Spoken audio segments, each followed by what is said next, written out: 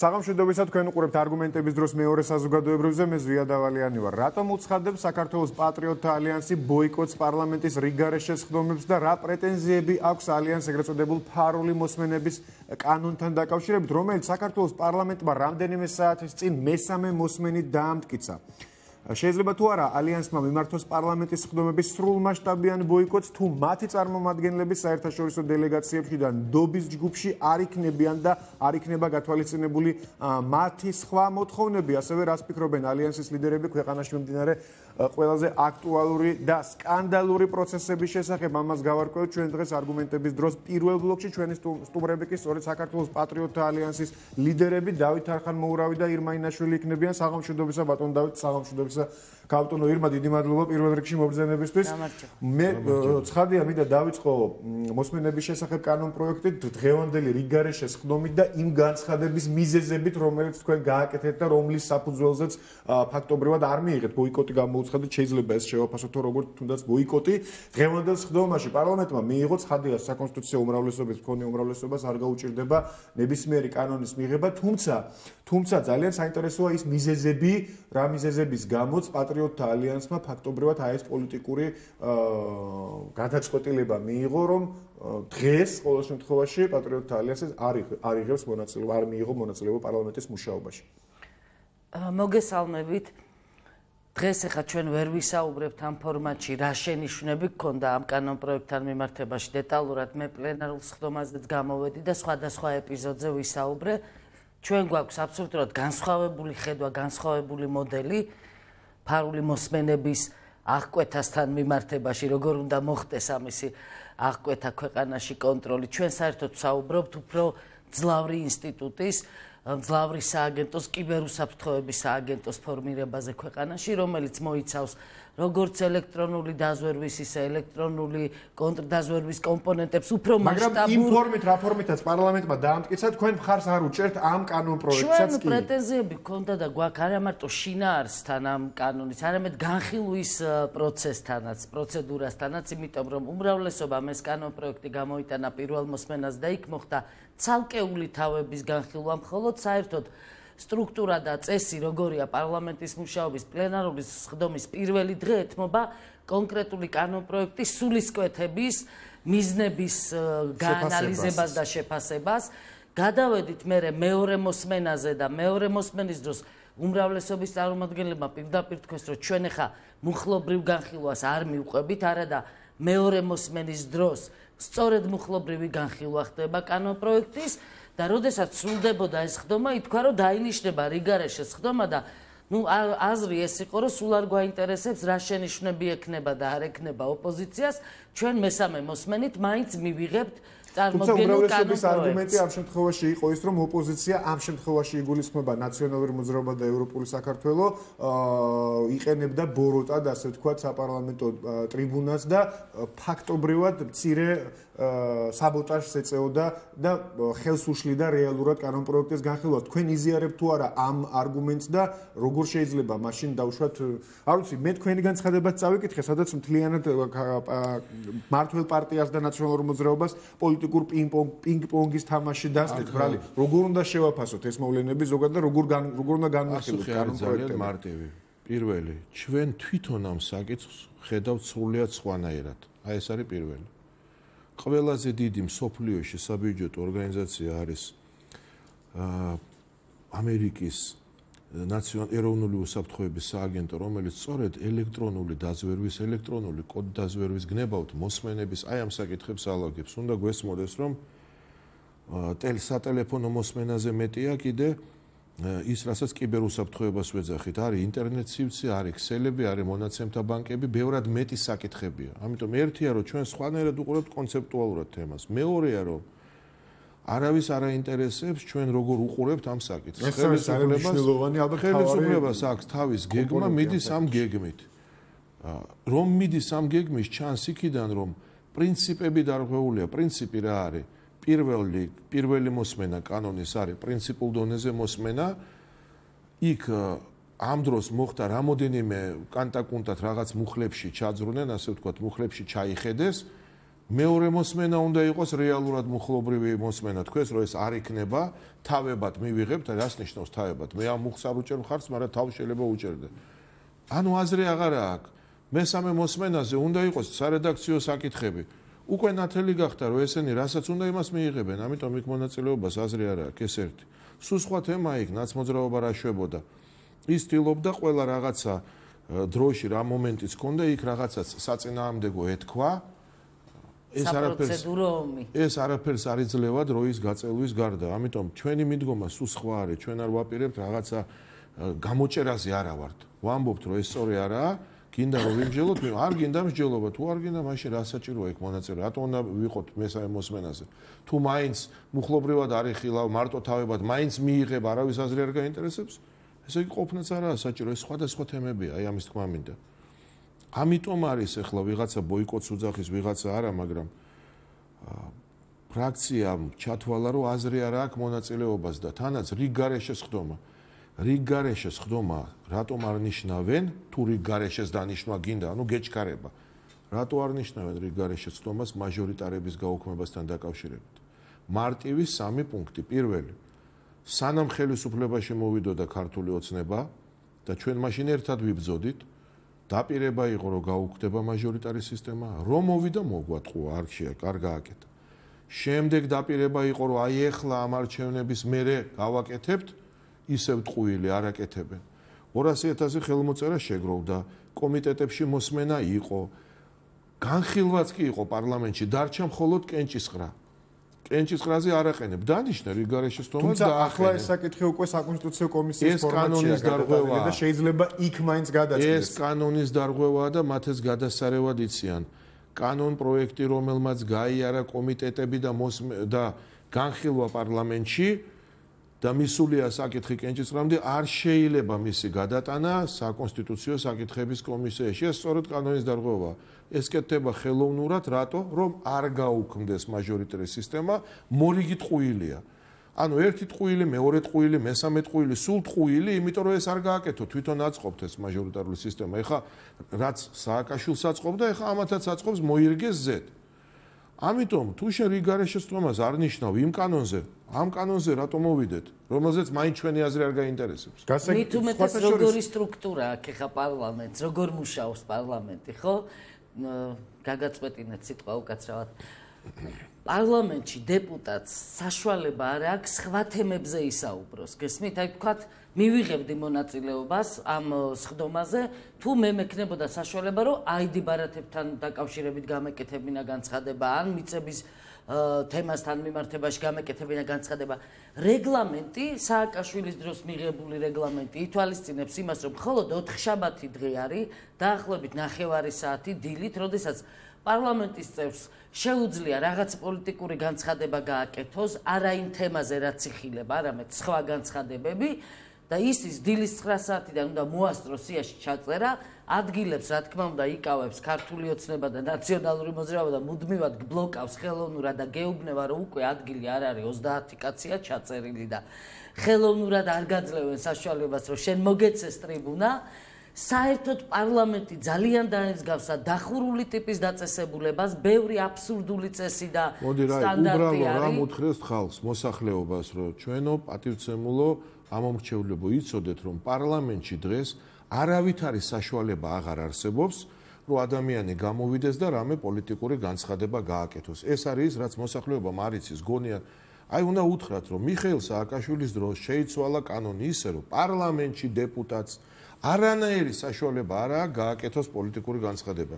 არა აქვს. ეს წესი მოქმედებდა აი ეს 4 წელიც როცა იყო ახალი ხელისუფლება და არ ხდება ამ წესის შეცვლა. ესე იგი არის სესია, დეპუტატმა უნდა ილაპარაკოს მარტო იმ თემაზე, რა საკითხიც არის. თუ არა მას მიკროფონს გამოურთავენ. მეორე მხრივ, თითქოს 4 შაბათ დღეს არის მხოლოდ 9 საათი პოლიტიკური განცხადებისთვის. 150 დეპუტატია. 9 საათში 150 დეპუტატმა როგორ უნდა ილაპარაკოს 20 წამი რა არის? გამარჯობათ, ნახვამდის ეს უნდა თქვას. ვერასოდეს იმ ნახევარსაათს შენ ვერ მოხვდები. ანუ ფაქტობრივად პარლამენტის დღევანდელი მუშაობის ასე ვთქვათ სტრუქტურა არ იძლევა საშუალებას რომ პოლიტიკოსებმა გააკეთონ პოლიტიკური განცხადებები. გარდა ამისა თქვენ გქონდათ სხვა შენიშვნებიც პარლამენტთან და სხვა პრეტენზიებიც პარლამენტთან ჩვენ გვახსოვს ეს პირველი შემთხვევაც არ არის ამ სტუდიაშიც გვისაუბრია ამაზე გულისხმობ ნდობის ჯგუფში და საერთაშორისო დელეგაციებში და კომისიებში პატრიოტთა ალიანსის წარმომადგენლების დაბლოკვის თემას, რაშიც თქვენ ადანაშაულებდით და ადანაშაულებთ დღესაც მმართველ პოლიტიკურ გუნდს. საინტერესოა თუ არ გაითვალისწინებს მეორე მხრივ ჩვენ გვესმის მმართველი პოლიტიკური გუნდის პასუხებიც რომ ეს ასე არ არის. მარტივი რაღაც მინდა ვთქვა ძალიან უბრალოდ გასაგები. სამმა პარტიამ გადალახა ბარიერი, ხო? სამმა პარტიამ. დიახ. ეუთოში არის 6 წევრი, 3 ნამდვილი, 3 სათადარიგო. თუ სამმა პარტიამ გადალახა, ცხადია რომ ერთი ამ 3 წევრიდან ერთი უნდა იყოს პატრიოტთა ალიანსის. მაგრამ არ არის. ბოლო-ბოლო სათადარიგო წევრი მაინც უნდა ყავდეს იმ 6-ში, მაგრამ არ არის. ყველაფერი სიტყვების თამაშია. სიტყვების აი ესეთი მე ვიტყოდი ცუდი მატყუარა თამაში. ეხლა მოყვებიან რაღაცა პროცენტებს, გადაიანგარიშებენ, გადმოიანგარიშებენ, რაღაც ფორმულას გამოიგონებენ, რომელიც აქ საჭირო არაა და გეტყვიან რომ შენ იცი რა, ნახევარი კაცი გეკუთვნის და ნახევარი ერთი არ არის.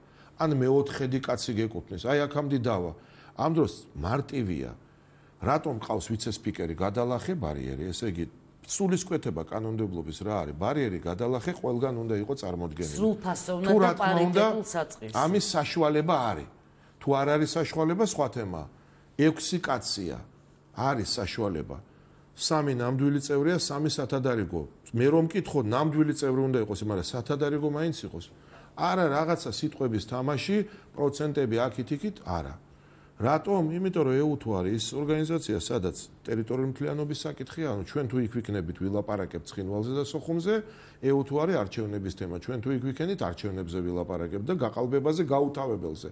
წინა ხელისუფლება აყალბებს და ამ ხელისუფლებამ გააყალბა და აყალბებს. ამიტომ არ ახარ იქ. და ძალიან საინტერესოა ეს წარმომადგენლობა არის თუ არა განსაზღვრული კონკრეტული კანონმდებლობით ან რეგლამენტით.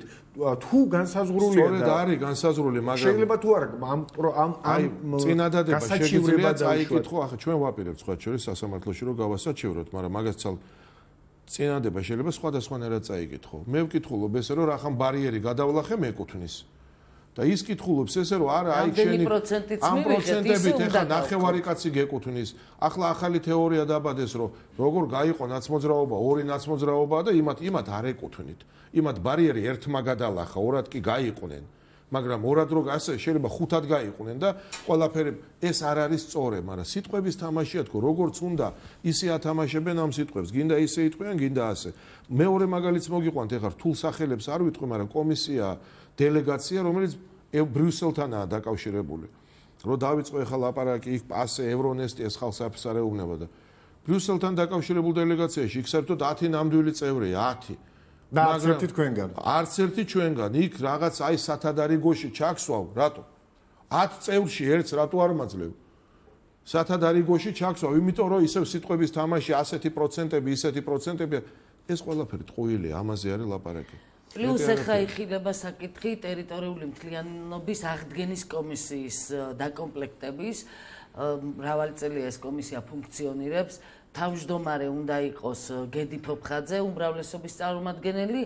ჩვენ გვაქვს ინფორმაცია უმრავლესობის მხრიდან, რომ მოადგილედ განიხილება არც მეტი, არც ნაკლები კვლავ ნაციონალური მოძრაობის კანდიდატურა კაპანაძე, სერგი კაპანაძე, რომელიც ამავდროულად ვიცე-სპიკერიც არის და ჩვენი ფრაქციის წევრს თავაზობენ ქალბატონ ადამარშანიას დივნის თანამდებობას. მე არ ვაკნინებ დივნის თანამდებობას ამ კომისიაში, მაგრამ როდესაც საქართველოს პარლამენტში ყავს ერთადერთი აფხაზი დეპუტატი, რომელიც სოხუმში დაიბადა. ეს ძალიან მნიშვნელოვანია. სოხუმში გაიზარდა, სკოლა სოხუმში დაამთავრა. დიდგვაროვანია პატივცემული აფხაზების მიერ პატივცემული გვარიშვილია, რომელსაც აფხაზები პატივს ცემენ, კაცო ამ გვარს. რომელსაც შეუძლია ძალიან დიდი წვლილი შეიტანოს ჩვენი ტერიტორიული მთლიანობის აღდგენის საკითხში. შენ ეუბნევი აი ესეთ კანდიდატს, რომ არა, შენ უნდა იყო მდივანი. და მეც ვეუბნევი უმრავლესობას, რომ რატომ უნდა იყოს ადამარშანი ამ კომისიაში მდივანი? მოდით მდივანი იყოს სერგი კაპანაძე, თუ მაინც და მაინც რაღაცა ვალი გვაქვს ასეთი ნაციონალური მოძრაობის და სერგი კაპანაძის ჩვენ და იყოს თავმჯდომარე ადამარშანია და მოადგილე იყოს გედი ცოცხაძე. ესე იგი, როგორც თქვენი განცხადებებიდან და ეს არ არის კიდევ ერთხელ ვიმეორებ ჩვენი მაყურებლისთვის, რომ ეს არ არის პირველი შემთხვევა, როცა პატრიოტთა ალიანსი საუბრობს იმაზე, რომ მიზანმიმართულად ხდება კონკრეტული სამუშაო ჯგუფებიდან, კომიტეტებიდან თუ კომისიებიდან, კომისიებში პატრიოტთა ალიანსის წარმომადგენელთა დაბლოკვა. თუ ეს გაგრძელდა, შეიძლება თუ არა ვივარაუდოთ, მე მახსოვს ჩვენ წინა შეხვედრა ამავე თემაზე, რამდენიმე თვის წინ იყო ეს თუ არ ვცდები, მაშინ თქვენ არ გამორიცხავდით პარლამენტის მუშაობის ბოიკოტსაც კი. რა მეთოდებს მიმართავთ? ერთი შეიძლება იყოს სასამართლო. ბატონმა დავითმა ბრძანა რამდენიმე წუთის წინ რომ შეიძლება იფიქროთ სასამართლოზე. უნდა განვიხილოთ, ჩვენ ვფიქრობ თუ არის სადაც შესაძლებელია მივმართავთ სასამართლოს. ყველგან შესაძლებელი არაა, თუმცა რადგან და აი სასამართლოს მივმართეთ. მარტივი მაგალითი, ძალიან მარტივი. კანონი არის მოქალაქეთა რეგისტრაციის შესახებ, მოკლე სახელია, სინამდვილეში ძალიან გრძელი სახელი ქვია ამას, მოქალაქეთა რეგისტრაციის, ბინადრობის, პირადობის მოწმობის ძალიან გრძელი სახელია. საუბარი არის ჩვეულებრივ ეგრეთ წოდებულ ჩიპი ან ID ბარათებზე. კანონში პირდაპირ წერია, რომ პირადობის მოწმობას შეიძლება შეიცავდეს ელექტრონულ კომპონენტს, ელექტრონულ მატარებელს, ანუ ჩიპს. ესე იგი შეიძლება არ შეიცავდეს. კაცო, არის უამრავი ხალხი ჩვენ ქვეყანაში, რომელსაც არ უნდა პირადობის მოწმობა, რომელიც შეიცავს ეგრეთ წოდებულ ჩიპს. არავითარი მნიშვნელობა არ აქვს იმას, რატომ არ უნდა. ვიღაცას არ უნდა რელიგიური მოსაზრებით, ვიღაცას სხვა მოსაზრებით, ზოგს საერთოდ არ უნდა რომ კონდეს არავითარი დოკუმენტი, კაცო. აი ჩვენ ერთი რამე არ გვესმის, ვერაფრით ვერ გავიგეთ, რომ თავისუფალი საზოგადოება იმას ნიშნავს, რომ უფლება ადამიანს ყველაფრის აქვს. არჩევანის თავისუფლება. არ უნდა ვიღაცას რომ კონდეს ასეთი. შენ გინდა აიღეს, ხვას არ უნდა. კანონი ამას არ გიგზავნოს, მაგრამ არის იუსტიციის სამინისტროს აქტები სააკაშვილის დროს მიღებული, სადაც წერია, რომ გინდა თუ არა უნდა აიღო ამ ჩიპიანი. ამას ვასაჩივრებთ. ახალმა ხელისუფლებამ ეს არ შეცვალა. მინისტრმა დაგვპირდა რომ გააკეთებს, არ გააკეთა. სასამართლო აი პირდაპირ წერია ნათლად და სამი კვირა ფიქრობს და სამი კვირის მერე არ აკმაყოფილებს ამ გადაწყვეტილებას. ეხლა უნდა შევიტანოთ სააპელაციო სასამართლოში. არ არის სასამართლოს თავისუფალი. საერთოდ ვეღარ ვიხსენებ ვერცერთ გადაწყვეტილებას საკონსტიტუციო სასამართლო ავიღოთ, ჩვენ გვყავს 6 დეპუტატი, გვეკუთვნის 10. დავამტკიცეთ 20 ბრიფინგი მოვაწყეთ, რომ 10 გვეკუთვნის. გადამონაწილებელი ხმების მივმართეთ საკონსტიტუციო სასამართლოს. მე დღემდე არც განუხილია საკითხი. არც განუხილია საკითხი. სად არის ეს თავისუფალი სასამართლო? ვინმე დამანახოს, სად არის? თუმცა მაშინ ძალიან საინტერესოა რა შეიძლება იყოს ზემოქმედების მექანიზმი, თუმცა ვიდრე ამაზე ვისაუბრებდეთ, კიდევ ერთხელ მინდა დავასრულო, ამოვწუროთ აი ამ მოსმენების კანონ პროექტის თემა. ფაქტობრივად ერთი თვე დარჩა, არც კი იქამდე ვიდრე უნდა დასრულდეს მთლიანად ეს პროცესი საკონსტიტუციო სასამართლოს გადაწყვეტილების თანახმად. ეს ერთი თვე, რამდენადაც ჩვენ ვიცით, ერთი თვის წინ უმრავლესობა მიიღო ეს კანონი, იმიტომ რომ დაიტოვა დრო იდეაში თუ კი პრეზიდენტი გადმოგზავნის უკან პარლამენტში თავის შენიშვნებით. თქვენ როგორ ფიქრობთ, კაპიტონირმა, რა უნდა იყოს, რა იქნება თქვენი აზრით ყველაზე ადეკვატური რეაქცია პრეზიდენტის მხრიდან დღეს? იცით რა არის რაშია საქმე? ამ ვეტოსაც დღეს ხო სიმბოლური დატვირთვა. უმრავლესობას ხადია შეუძლია ვეტოს დაძლევა ძალიან მარტივად. არის ხა თუმცა ამას გარკვეული პოლიტიკური ფასი მაინც აქვს, იმიტომ რომ ამაზე მიდის საუბარი საზოგადოებაში, მედიაში და არაკომფორტულია ეს ყველაფერი. კი აქვს, რა თქმა უნდა, იმიტომ რომ იკითხება შინაარსი, ამ ვეტოს შინაარსი რა და ეხლაც საუბრობენ იმაზე, რომ შესაძლოა პრეზიდენტმა ვეტოს უფლება გამოიყენოს ამ კანონს. მე რა შეიკრიბებიან ისე უმრავლესობაა და დაძლევენ ვეტოს. თუ გამოიყენებს ვეტოს გამოყენება მაინც მიანიშნებს იმაზე, რომ რაღაცა ჯანსაღი არ არის, რომ რაღაცა შესაძლებელია ამ კანონ პროექტში, ხო? ამ შეიძლება მიანიშნოს ის, რომ პრეზიდენტი არ ეთანხმება. კი, ამ სიგნალს იძლევა და ეს თავისთავად კარგია. მე მინდოდა ნდობის ჯგუფს ესაუბარი, ესეც არის ერთ-ერთი თემა, რაშიც წინააღმდეგობაა ჩვენსა და უმრავლესობას შორის. მოგეხსენებათ კანონმდებლობის თანახმად, ყველა პარტიას, რომელმაც გადაალახა ბარიერი, ანუ არის სრულფასოვანი საპარლამენტო პოლიტიკური პარტია, ეკუთვნის ყავდეს წევრი ნდობის ჯგუფში. კანონი ნდობის ჯგუფის შესახებ ამბობს, რომ 5 წევრი უნდა იყოს წარმოდგენილი და დღეს ჩვენ მივყევით ყველანაირ პროცედურას, რასაც კანონი გვალდებულებს და ჯერ კიდევ დეკემბერში, როდესაც 3 პარტია იყო საპარლამენტო პარლამენტში წარმოდგენილი, შევიტანეთ ინფორმაცია ჩვენი კანდიდატურის შესახებ დეკემბერში. მე ამას ხაზს უსვამ სპეციალურად, იმიტომ რომ მაშინ არ იყო ორ ფრაქციად გაშლილი ნაციონალური მოძრაობა. დეკემბერშივე ცნობად უნდა მიიღო თავდაცვისა და უშიშროების კომიტეტს ჩვენს მიერ წარდგენილი კანდიდატურა და პირდაპირ უნდა შეეყვანა ნდობის ჯგუფში და დაკომპლექტებოდა ნდობის ჯგუფი, კანონი არ დაირღვეოდა. დღეს 4 წევრით არის წარმოდგენილი, ვიქნებოდით 5 წევრი. ეხლა რა მოხდა? გავიდა დრო, ჩვენი ინფორმაცია, ანუ ჩვენი კანდიდატურა არ მიიღეს. ამასობაში ნაციონალური მოძრაობა ორ ფრაქციად გაიყო და თაობარი ემზარკვიციანის კანდიდატურას კიდევ ერთხელ ბატონი ემზარის კანდიდატურა განიხილებოდა თავდაცვის და უშიშროების კომიტეტის თავმჯდომარის მოადგილის პოსტზე.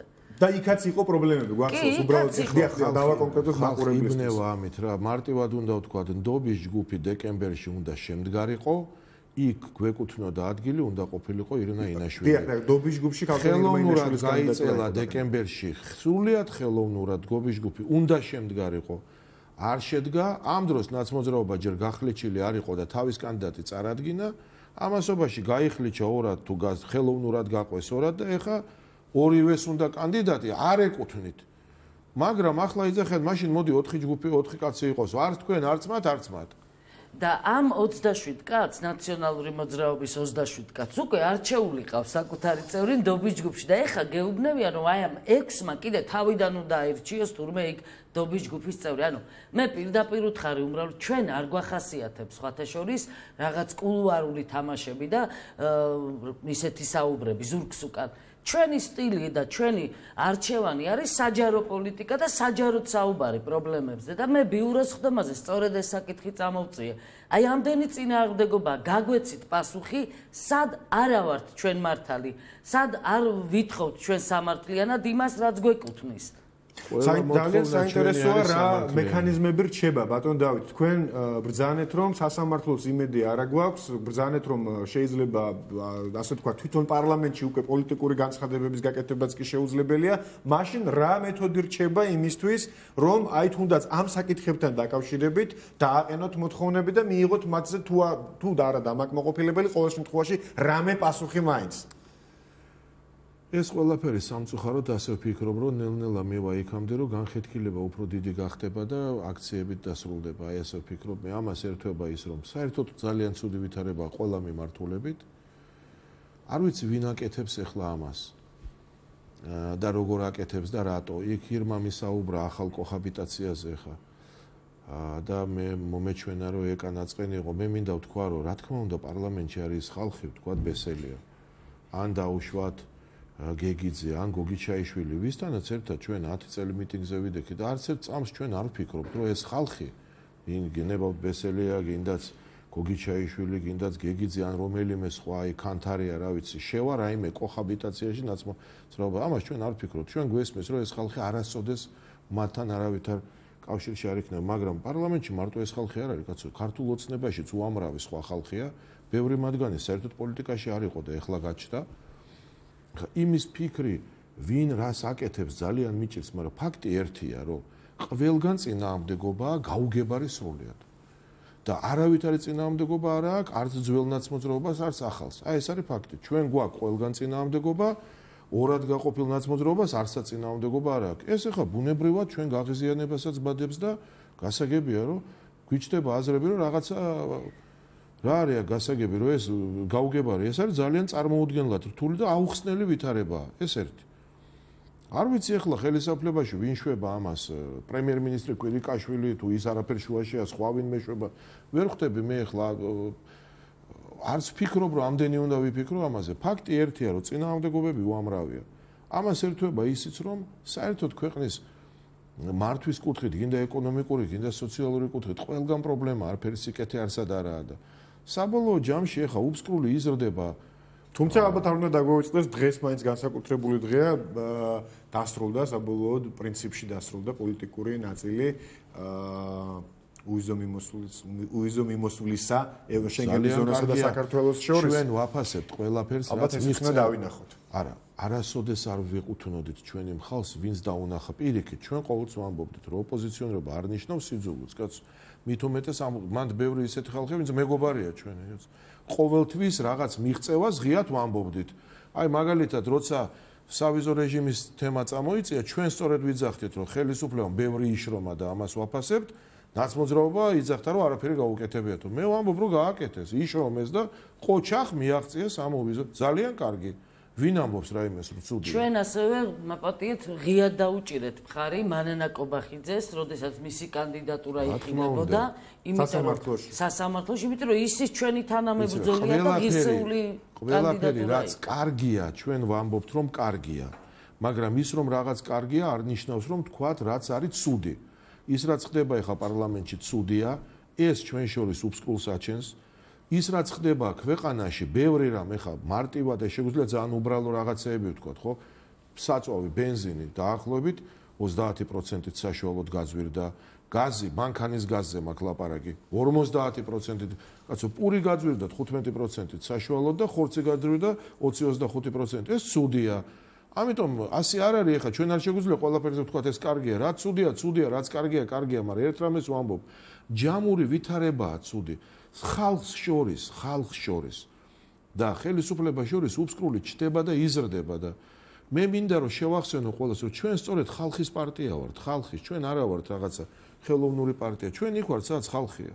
სხვათა შორის მინდა ჩვენი დარჩენილი დრო გამოვიყენოთ სწორედ აი ამ მართლაც ძალიან ბევრი განცხადება და ძალიან ბევრი პოლიტიკოსი, ანალიტიკოსი, ჟურნალისტი თუ უბრალოდ ჩვეულებრივი მოქალაქე, არ მიყვარს ეს ტერმინი, ყველანი ჩვეულებრივი მოქალაქეები ვართ ამ ქვეყანაში, მაგრამ ისმის სულ უფრო ხშირად ისმის გვესმის განცხადებები იმასთან დაკავშირებით, რომ იზრდება ცხელი წერტილების, ჭყალებში ცხელი წერტილების და ცხელი თემების რაოდენობა ქვეყანაში, თუნდაც საპატრიარქოს თემა ავიღოთ, საპატრიარქოში მიმდინარე და საპატრიარქოს ირგვლივ მიმდინარე მოვლენები, თუნდაც რუსთავიორის თემა, თუნდაც იგივე ამ შენობაში საზოგადოებრივ მაუწყებელში და მის ირგვლივ მიმდინარე პროცესები და მინდა პატრიოტთა ალიანსის ლიდერების პოზიცია მოვისმინო, რამდენადაც ჩვენთვის დარჩენილი დრო საშუალებას მოგცემს, მინდა დავიწყო მაინც ყველაზე მნიშვნელოვანი არის ალბათ ის, რაც საპატრიარქოს ირგვლივ ხდება დღეს.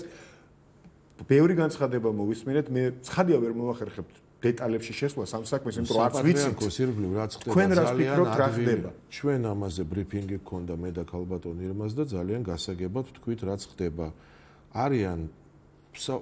არის ხალხი პირველ რიგში პირდაპირ ვამბობთ, რომ ეს ხალხი არის სწორედ ის ხალხი, რომელიც წარმოადგენდა თავისუფლების ინსტიტუტს თავის დროზე. ეს არის იგივე ბოკერია, ეს არის იგივე ლევან რამიშვილი, ეს არის სწორედ ის ხალხი, ვინც ნაცმოძრაობის ირგვლივ არის ეხლა გაერთიანებული. ეს არის ყოფილი ძალოვანი სტრუქტურები, რომლებიც თანამშრომლები ძალოვანი სტრუქტურების, რომლებიც ნაცმოძრაობის მომხრეები იყვნენ. ეს არის მათ შორის ის ადამიანები, ვინც დღესაც მუშაობს ხელისუფლებაში, მაგრამ ძველი ხელისუფლების წარმომადგენლები არიან ახალ ხელისუფლებაში და მე ვამბობ, რომ ცდელობა ეკლესიის გახლეჩვის, ეკლესიის დანგრევის ცდელობას უკვე მე მგონი მე-15 წელია და მეტიც საბჭოთა დროზე არ ვლაპარაკობ, ძლივს აღდგა ეკლესია, ძლივს დადგა ფეხზე, რაც სააკაშვილი გაჩნდა და მანამდეც რაც ეს თავისუფლების ინსტიტუტი ბატონი სოროსი ეს ჯგუფი ჩამოყალიბდა იმ დღიდან მოყოლებული სულ არის მცდელობა რომ ეკლესიის სრული დისკრედიტირება მოხდეს რომ ხალხმა უარი თქვას ეკლესიას ეს მცდელობა ყოველთვის იყო პირველ არხზე ქალბატონმა ირმამ გაასაჯაროვა არაერთხელ ის პროგრამა რომელი პროგრამითაც აქ მობრძანდა ჯერ კიდე პირველ არხზე თავისუფლების ინსტიტუტის წარმომადგენლები და იყვებოდნენ რომ უნდა გადაღებული იქნა პირველ არხზე უნდა ყოფილიყო გადაღებული ის ფილმები რომელშიც წარმოჩნდებოდა რომ პატრიარქი ბებერია ვერ მართავს ცუდია რომ ის საბჭოთა კავშირის აგენტია რომ არ ვარგა არაფრად სინოდი რომ იქ არიან ძალიან ფანატიკოსი მეუფეები სხვები ქურდი მეუფეები და ბოლოს არიან ვიღაც კარგი რეფორმატორები საბოლოო ჯამში რომ დაიშალოს ეკლესია არ იყოს პატრიარქი უნდა თურმე ფილმები გადაღებულიყო ირმაყვებოდა რომ მამები არიან მამათმავლები დედები ლესბოსელი საშინელება აბსოლუტური საშინელება ყველაფერს ამას რომ დაფინანსება რატო აქვს ეხლა ვერ ხედავთ რომ ყველაფერ ამაზე იყო ლაპარაკი კაცო ეს ამბავი დაიწყო თუმცა საინტერესო სხვა მომენტია ალბათ გასაგებია ნაციონალური მოძრაობის მისამართი ძალიან ბევრჯერ მოგვისმენია პრეტენზიები რომ მიზანმიმართულად ხდებოდა ეკლესიის დისკრედიტაცია მაგრამ დღეს ნაციონალური მოძრაობა აღარ არის ხელისუფლებაში და ალბათ გარკვეული კითხვის ნიშნები არის იმასთან რატომ ხდება ეს სწორედ დღეს ის ადამიანები ვინც დღეს საუბრობენ ეს ის ხალხია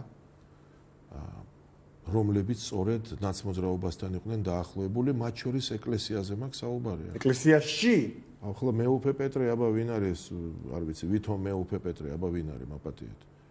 მე მგონი ნაცმოძრაობის მომხრე იყო და იგივე სულისკვეთების მატარებელი ადამიანია და საერთოდ მე მგონი რომ საუბრობს როგორც NGO-ს წარმომადგენელი და არა როგორც მეუფე ღმერთმა მაპატიოს, მე ახლა მისი არ ჩემფასებელი ვარ არც არაფერი, მაგრამ მე ჩემზე მე ასეთი შტაბ-ეჭდილება მჭება. შეიძლება არასწორი, მაგრამ მე მგონი სხვებსაც ესეთი შტაბ-ეჭდილება რჩება. და საერთოდ ვიმეორებ დღეს არის მცდელობა ეკლესიის გახლეჩვის და შესაძლოა იმისაც, რომ ეკლესია საერთოდ პატრიარქი არ ყავდეს და ექსაეპისკოპოსობა. გაკეთდა ასეთი განცხადებაც, რომ შეიძლება ილია მეორე იყოს, სხვათაშორის მეუფე პეტრეს მხრიდან, სწორედ რომ ილია მეორე შეიძლება იყოს საქართველოს ბოლო პატრიარქი და მერე უკვე კომენტარებში სასულიერო პირებმა აღნიშნეს, რომ მაშინ ეს შეიძლება ნიშნავდეს მხოლოდ იმას, რომ სინოდალურ მმართველობაზე შეიძლება გადავიდეს. ეს არის მიზანი. მიზანი არის, რომ ხალხმა მე დარწმუნებული ვარ, რომ უახლოეს პერიოდში უამრავ ძალიან ცუდ რაღაცა ჩვენ და გვესმოდეს ერთი რამ. ეკლესია არის საზოგადოების ნაწილი. ეკლესიაში შეიძლება იყოს ცუდი მღვდელი, მაგრამ ეს არ ნიშნავს, რომ ეკლესია ცუდია. ეკლესიაში შეიძლება იყოს მღვდელი კორუმპირებული, მაგრამ ეს სულაც არ ნიშნავს, რომ ეკლესია ცუდია. აქ იქნება ესეთი მცდელობები, რომ რაღაცა ფაქტი დაგვანახონ და ისე წარმოაჩინონ, რომ ხალხმა მთელ ეკლესიაში აფურთხოს და საერთოდ უარი თქვას ეკლესიაზე. ეს არის სურვილი. სურვილია ეკლესიის დაშლის და ბრძოლა მრავალი მიმართულებით მიდის, მათ შორის ხაზს უსვავ. ებრძვიან იმ ხალხს, ვისაც პატრიარქი ენდობა, მის გარემოცვას ებრძვიან. პატრიარქს თითქოს არ ეხებიან, მაგრამ ყველას მის გარშემო ებრძვიან. ეს ხო ყველაფერი უბრალო ტაქტიკაა ბრძოლის. ეკლესიის დაშლისკენ და ვფიქრობ, რომ კიდე ბევრ ცუდ რამეს მოგვიყვებიან, რომ ჩვენ ზურგი ვიბრუნოთ ეკლესიისგან და საზოგადოებას ვაფრთხილებ, რომ ფხიზლად იყოს. არ ენდოს აი ესეთ პროვოკაციებს. ეკლესიას პირიქით ნდობაც აქვს და მხარდაჭერა ჭირდება. დაიწყო საკითხი, უკვე გამოვიდნენ დაფინანსება მოუხსნათ, ეს ვქნათ, ის ვქნათ, რატო უნდა მოუხსნათ? რატო უნდა პარტია ამ შემთხვევაში რესპუბლიკურ პარტიაზე მაქვს საუბარი, ორი კაცი არ ენდობა და წლების განმავლობაში რამოდენიმე მილიონი მიიღო დაფინანსება. ეკლესიას ენდობა 3.200.000 კაცი. იმა რატო არ უნდა მიიღოს დაფინანსება? აი მიხსენ, ბიუჯეტი თუ რესპუბლიკურ პარტიას აფინანსებს, სადაც ორი კაცის ნდობაა. 3.200.000 კაცი მინიმუმ ენდობა ეკლესიას. იმას რატო არ უნდა აფინანსებდეს ბიუჯეტი? არა, ამიტომ ჩვენ ეს უნდა გვესმოდეს და ფხიზლად უნდა ვიყოთ. პატრიარქის გვერდზე უნდა ვიდგეთ აუცილებლად. გასაგებია ეკლესიასთან დაკავშირებით თქვენი მოსაზრება, მიუხედავად იმისა, რომ საპატრიარქოს თემა ფაქტობრივად მაგრამ მინდა გითხრათ, ერთი რამ მინდა ვთქვა, რომ ხელისუფლება როგორ იქცევა ძალიან სუსტად. ხელისუფლება დანამდვილებით ფიქრობ მე, რომ არ ებრძვის არც ერთ შემთხვევაში პატრიარქს და საპატრიარქოს, მაგრამ მოწოდების სიმაღლეზე არაა, ვერ მოქმედებს კაფიოდ, ნათლად, ფაქტობრივად ისე მოქმედებს, რომ სულ კრიტიკის საგანია ყოველი მხრიდან. აი ეს არის ხელისუფლება ორივე ჯგუფის მხრიდან. რა თქმა უნდა, ხელისუფლებამ ხო იცის რაც ხდება, ის მაინც თქვაც რეალურად, რაც მე ვამბობ, რომ ამ შემთხვევაში ხელისუფლება ცალსახად მე ვთქვი, ხელისუფლებაში არის ვიღაც ხალხი, ვინც ჯერ კიდევ დღესაც მიშას ხალხია და ხელისუფლებაში. ისინი შეიძლება იყვნენ ამ პროცესის მონაწილე, მაგრამ ეხლა ვთქვათ, კვირიკაშვილი არც ერთ შემთხვევაში არ ებრძვის ეკლესიას, ეს უნდა გვესმოდეს არც ერთ შემთხვევაში. და საერთოდ ხელისუფლება ძირითადში, ვინც არ არის მიშას ხალხი, არავინ არ ებრძვის ახლა ეკლესიას, მაგრამ რა ბერკეტებიც აქვთ, ვერ იყენებენ ვერანაირად სასიკეთოდ, ვერც თავისთვის სასიკეთოდ, ვერც ეკლესიისთვის სასიკეთოდ. გასაგებია, მიუხედავად იმისა, რომ საპატრიარქოში მიმდინარე პროცესებმა მართლაც ყველა თემა მეორე პლანზე გადაიტანა, მიუხედავად ამისა, კიდევ რამდენიმე ცხელი თემაა დღეს საქართველოში, რომლებიც არ ჩამოდის დღეს ესრიგიდან, განსაკუთრებით მედიას მინდა გაუსვა ხაზით და კულტურულმა თქვენ მინდა კითხოთ, ბუნებრივია, რატომ გისვამთ ამ კითხვას თქვენ, ალბათ მაყურებელს არ გაუკვირდება როცა თქვენ გეკითხებით საზოგადოებრივ მაუწყებელთან დაკავშირებით და ასევე მინდა კითხოთ რუსთავიორთან დაკავშირებითაც ეს ორი თემა ერთ მხრივ შეიძლება იყოს კავშირშიც, მეორე მხრივ შეიძლება არც იყოს კავშირში, მაგრამ მაინც მედიის კონტექსტია და მინდა ორივე მათგანზე მოვისმინოთ თქვენი აზრი. ჩვენს მაყურებელს დარწმუნებული ვარ აინტერესებს. აი რაც ბატონმა დავითმა ბძანა, ეხლა იმითი გავაგრძელებ, რომ ამ ხელისუფლებას არ გამოსდის რაღაცა რაც შეიძლება უფრო აკურატულად, უფრო სწორად, უფრო ლამაზად და უფრო ზნეობრივად გააკეთო და ეს კონტექსტიც საზოგადოებრივ მაუწყებლის და რუსთავიორის მაშინ არ იქნებოდა ერთიანი, იმიტომ რომ სრულიად სხვადასხვა თემაა, ხო? ამიტომაც თქვი რომ ერთ მხრივ ეს არის სხვადასხვა პროცესი, შენ იცი რომ იქ მიდის სხვა პროცესი, მაგრამ ამავდროულად შენ მოდიხარ საზოგადოებრივ არხზე და ესე ქირურგიულად იწყებ მთელი ამ პროცესის განხორციელებას. მე მინდა გითხრათ რომ თვითონ მოდელს ვხედავთ ჩვენ სულ სხვაგვარად, საზოგადოებრივი მაუწყებლის მოდელს. მე ვფიქრობ, აი ეს ბორდი არის აქედან გასატანი მთლიანად, ბორდი, რომელიც დღეს მართავს, სრულიად გაუგებარი ხალხი არის ამ ბორდში წარმოდგენილი, რატო უნდა ასახელებდეს პარტია, უმრავლესობა იქნება თუ ოპოზიცია, ბორდში მის კანდიდატურას. ეს უკვე პოლიტიკის პარლამენტის თემაა, თუმცა ბორდის ფათაშორის არ ეთანხმება მენეჯმენტს უკვე ბოლო პერიოდში არ ეთანხმება იმ ხედვას ბორდიც, რომელმაც პრინციპში თავიდან სხვა საკითხია 10 წელი ვამბობთ რომ ბორდი უნდა იყოს ჟურნალისტებისგან შემდგარი. ხო, ეს სხვა თემაა, ბორდის დაკომპლექტების წესი ძალიან ორგანიზაციები, მედია საშუალებები, თვითონ როგორც ჩათვლიან საჭიროდ, ისე უნდა აკომპლექტებდნენ ამ ბორდს. თვითონ ჟურნალისტების ხელში უნდა იყოს ბორდი და მერწმუნეთ მე და თქვენ არ გაგვიჭირდება შეთანხმება ამაზე, რომ მედია საშუალებები, ჟურნალისტური გაერთიანებები ლიდერებს თვითონ გამოყოფდნენ და ჩვენ გვეყოლებოდა ბორდი, რომელსაც ესმის ტელევიზია, ბორდი, რომელმაც იცის რა პრიორიტეტები უნდა დაისახოს, როგორ უნდა განხორციელდეს. ეხლა მაპატიეთ, მაგრამ როდესაც ტელევიზიაში მოდიხარ და პირდაპირ ჟურნალისტს, რომელიც მართლა გულანთებული რაღაცა მიზერულ ხელფასზე მუშაობს და მიყავს გადაცემა პასუხს თხოვ იმის გამო რომ 45 მილიონი დაიხარჯა უაზროდ, ეს არ არის ნორმალური მოვლენა. 45 მილიონი არც ჟურნალისტებს ჩაუდიათ ჯიბეში ამ არხზე, არც ოპერატორებს, არც რეჟისორებს, რომლებიც მართლა პროფესიონალები არიან. წლების მანძილზე მეც ამ არხზე ვმუშაობდი და ვიცი რა ძნელია აქ მუშაობა ამ პირობებში რაც არის. და დაიწყე გამოძიება და საწავიდა ეს თანხები გამოიძიე რიგით ჟურნალისტებზე, თვითონ პერსონალზე არ უნდა ასახულიყო ეს პროცესი. აი ეს რაღაცა ძალიან უხეში. მე საერთოდ მომხრე ვარ, რომ როდესაც ჭკუას არავის არ ვასწავლი, გესმით, მაგრამ არც იანთაძისგან მივიღებ ჭკუის სწავლებას. იანთაძე არ არის ჩემთვის ჟურნალისტიკის მეტრი, რომ მოვიდეს მოამბეში და თითი დაუქნიო ჟურნალისტებს, შენ ის უნდა ჩააბარო, ეს უნდა ჩააბარო, ტრეინინგი უნდა გაიარო. სულ სხვა მიდგომაა საჭირო, უფრო რბილი, უფრო მობიერი, უფრო საღი და მაშინ არ დავდგებოდით ასეთი პრობლემების წინაშე. გასაგებია, ერთი კითხვაც სულ რამდენიმე წუთი დაგვრჩა და ფაქტობრივად მინდა ამოვწურო ძირითადი თემები, რაც ყველაზე მეტად აწუხებს დღეს ქართულ საზოგადოებას, ვალუტის კურსი.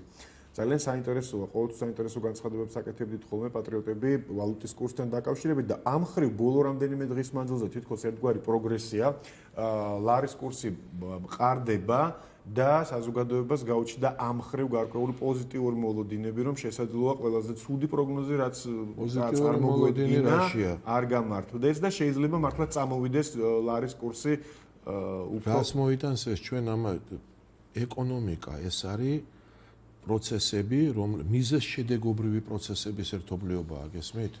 ლარის კურსი ამ 2 თვის განმავლობაში არც ერთხელ 2.50 ქონდა საშუალო კურსი გამოცხადებული ხელისუფლებას წელს. ლარის კურსი არც იანვარში და არც თებერვალში არ იყო 2.50, არც 2.60, 2.80-იც იყო და სულ დახვდა, მაგრამ აი დააკვირდეთ, ლარის კურსის ხტუნაობამ ხომ გამოიღო შედეგი.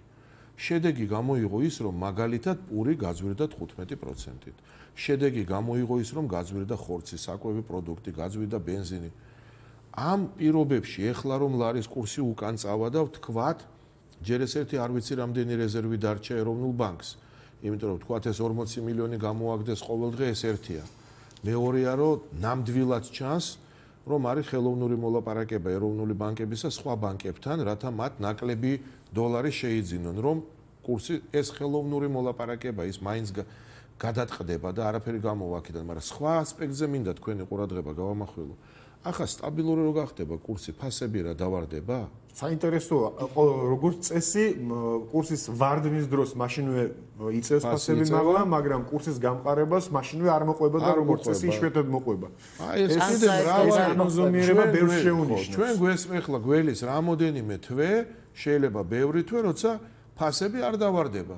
ანუ შენ, ჩვეულებრივი ადამიანი, ყველა შემთხვევაში წაგებაში ხარ.